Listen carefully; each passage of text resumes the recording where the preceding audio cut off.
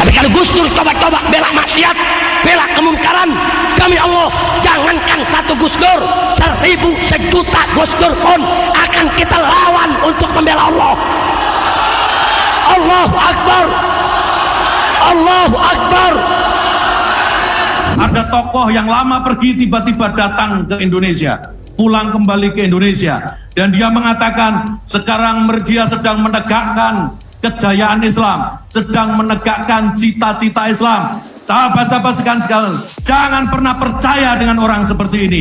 Jangan pernah percaya dengan orang yang mengatasnamakan perjuangannya untuk Islam. Apa yang mereka lakukan, sahabat-sahabat sekalian, justru merusak Islam. Apa yang mereka lakukan hanyalah menggunakan Islam sebagai kedok, sebagai topeng untuk merebut keinginan mereka menguasai panggung-panggung politik. Pemeriksaan terhadap saksi, kemudian menemukan barang bukti dan petunjuk. Akhirnya pada tanggal 7 Desember dilakukan gelar perkara.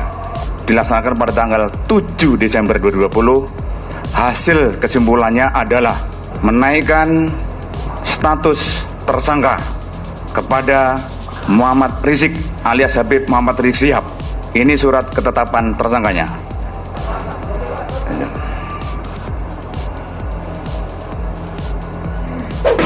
Habib, komentar dikit, Bib.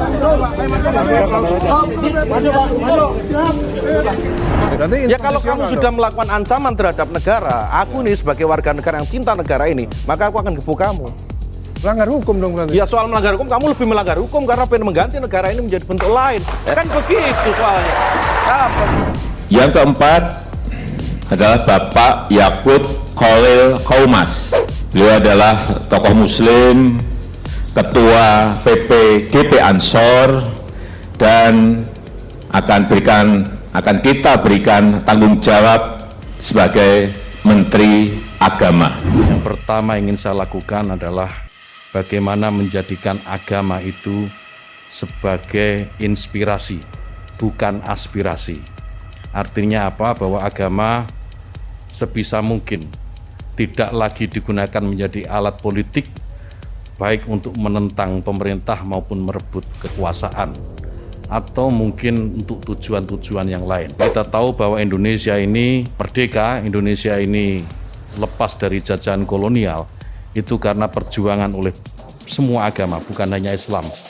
Umat Muslim, kaum Kristiani, Hindu, Buddha, Konghucu, dan semua agama yang ada di Indonesia pada waktu pergolakan kemerdekaan mereka terlibat. Maka penting ukhuwah watoniyah ini kemudian kita bangkitkan kembali agar tidak ada satu kelompok pun, tidak ada satu agama pun yang mengklaim merasa paling memiliki negara ini. Semua berhak memiliki negara ini. Sahabat Ali karamallahu wajhah, bahwa siapa yang mereka yang tidak saudara dalam iman adalah saudara dalam kemanusiaan. Ketua Umum GB Ansor jadi Menteri Agama, pendolan FPI jadi tahanan. Beliau adalah tokoh muslim, ketua PPGP Ansor, dan akan kita berikan tanggung jawab sebagai Menteri Agama. Akhirnya Presiden Jokowi kembali melakukan reshuffle menteri. Ada 6 menteri yang diganti, yaitu Menteri Kesehatan, Menteri Sosial, Menteri Pariwisata dan Ekonomi Kreatif, Menteri Kelautan dan Perikanan, dan Menteri Perdagangan. Dan di video kali ini kita akan membahas terkhusus pos Kementerian Agama. Banyak yang sudah memprediksi kalau Menteri satu ini akan diganti oleh kinerja yang tidak memuaskan dan berkali-kali bikin pernyataan yang lumayan kontroversial. Sejak tahu dirinya ditunjuk sebagai menteri, banyak yang menaruh harapan, apalagi latar belakangnya yang dari militer. Dianggap bakal tegas mengatasi masalah intoleransi dan masalah gesekan agama yang semakin memanas belakangan ini.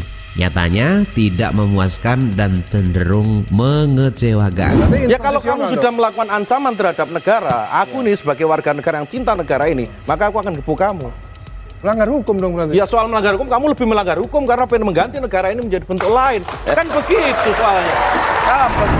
Gus Yakut Khalil Qaumas saat ini berstatus anggota DPR Republik Indonesia. Kalau bendera hati itu lambangnya kadal misalnya, atau buaya gitu, dirampas pasti nggak bakal dibakar, buang aja dia ke comberan.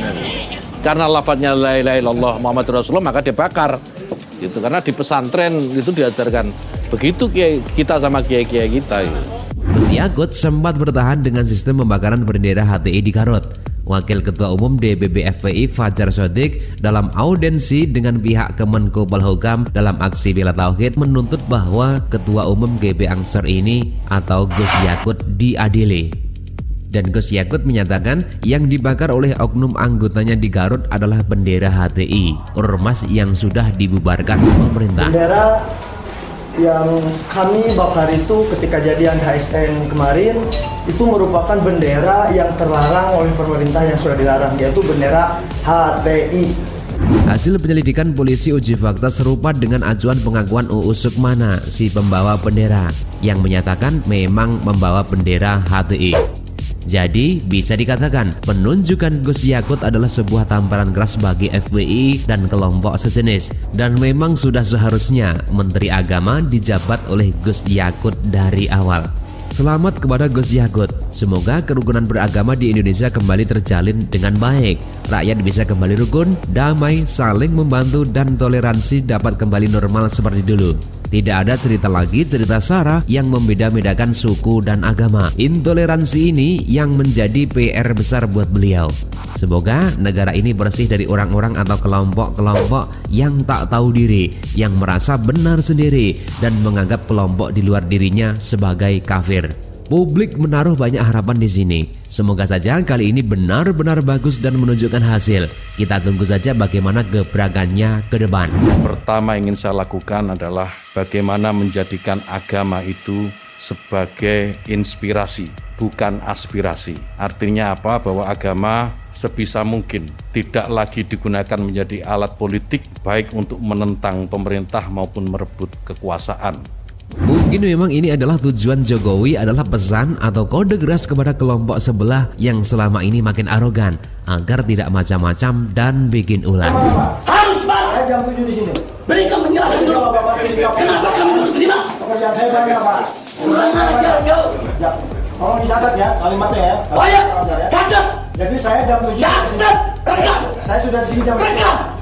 Sudah terlalu lama mereka ini dibiarkan menggunakan agama dan memanfaatkan untuk kepentingan kelompoknya, serta dijadikan kedok untuk melakukan hal yang tidak sesuai peruntukannya, misalnya politik. Selain itu, mereka berlindung di balik agama saat melakukan hal yang bertentangan dengan hukum. Teriak dizalimi sambil bawa-bawa agama agar kebal hukum. Teriak kriminalisasi ulama. Mereka sudah bikin ulah, malah gunakan agama untuk membenarkan tindakannya. Semua ini harus diakhiri dan hukum harus ditegakkan tanpa pandang bulu. Siapapun di Republik ini harus taat kepada hukum. Jangan seenaknya sendiri seakan-akan dia paling benar. Tidak ada itu. Jangan coba-coba pokoknya. Jangan coba-coba. Kalau perlu FPI bubarkan aja itu. Bubarkan saja itu. Ya. Terpilihnya Ketua Umum GB Ansor Gus Yakut menjadi religius akan menjadi peringatan serius untuk kaum intoleran yang suka memakai jubah agama untuk hubungan seenak jidat.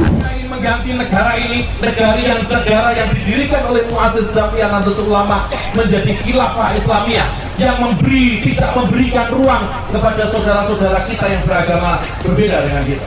Mereka bikin khilafah Islamiyah. Tidak boleh ada ruang sedikit pun buat kelompok manapun yang menginginkan negara di luar negara kesatuan Republik Indonesia. Kita harus siap berada di garda terdepan. Siap sobat-sobat sekalian. Di sisi lain, ini yang kasihan, pentolan FPI malah mengalami nasib yang sial dan terus dilanda masalah. Ketua Umum GB Ansor masuk jajaran menteri, sedangkan Rizik Syihab jadi tahanan. Dan itu pun masih belum tahu berapa lama akan seperti itu.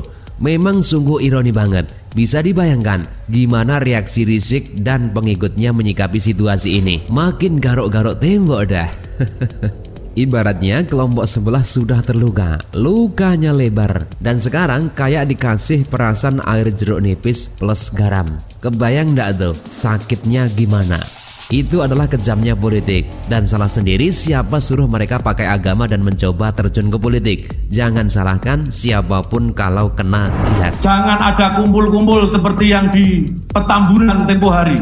Sehingga banyak warga yang sekarang terkena COVID-19.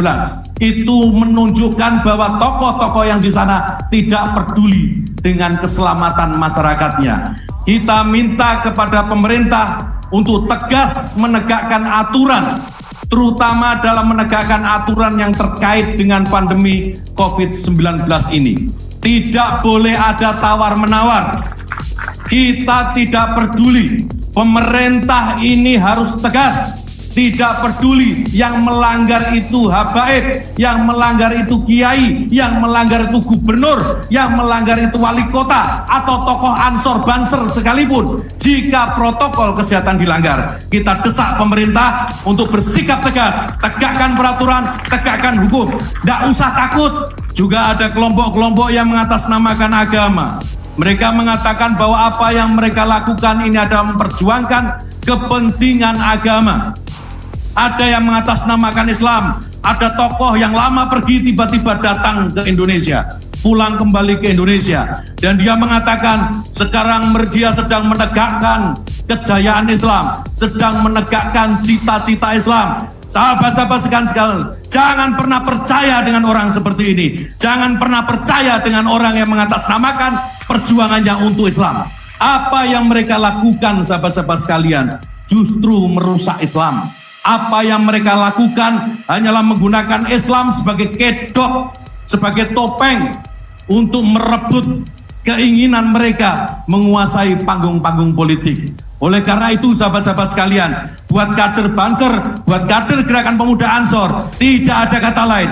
Buat orang-orang seperti ini, yang harus kita lakukan adalah kita melawan mereka. Kita melawan mereka. Kita melawan mereka.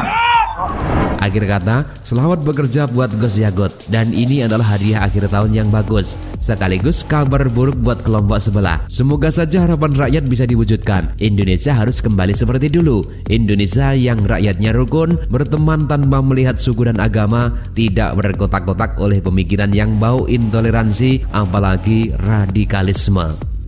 Langkah pertama, basmi semua kelompok pejuang intoleransi. Mulai dari sini. Bagaimana menurut Anda? Artikel ini bersumber dari siwa.com yang ditulis oleh Kherdi. Sahabat-sahabat sekalian, tidak ada. Jika mereka mengatakan mereka akan menyelamatkan Indonesia, mereka akan menyelamatkan negeri ini atas nama Islam, tidak ada. Jangan pernah percaya. Berkali-kali saya selalu katakan, Indonesia ini tegak berdiri bukan hanya karena Islam. Negara Indonesia ini berdiri juga tegak karena bersama-sama dengan saudara-saudara kita Kristen, saudara-saudara kita Katolik, Hindu, Buddha, Konghucu, dan seterusnya. Mereka semua ikut berjuang bersama-sama umat Islam dalam memerdekakan negeri ini. Saya selalu katakan, tidak ada Indonesia, tidak ada Islam. Tidak ada Indonesia jika tidak ada Katolik. Tidak ada Indonesia jika tidak ada Kristen, tidak ada Hindu, tidak ada Buddha, dan seterusnya. Indonesia yang kita cintai ini, sahabat-sahabat sekalian, tidak boleh hanya dimonopoli oleh satu kelompok saja.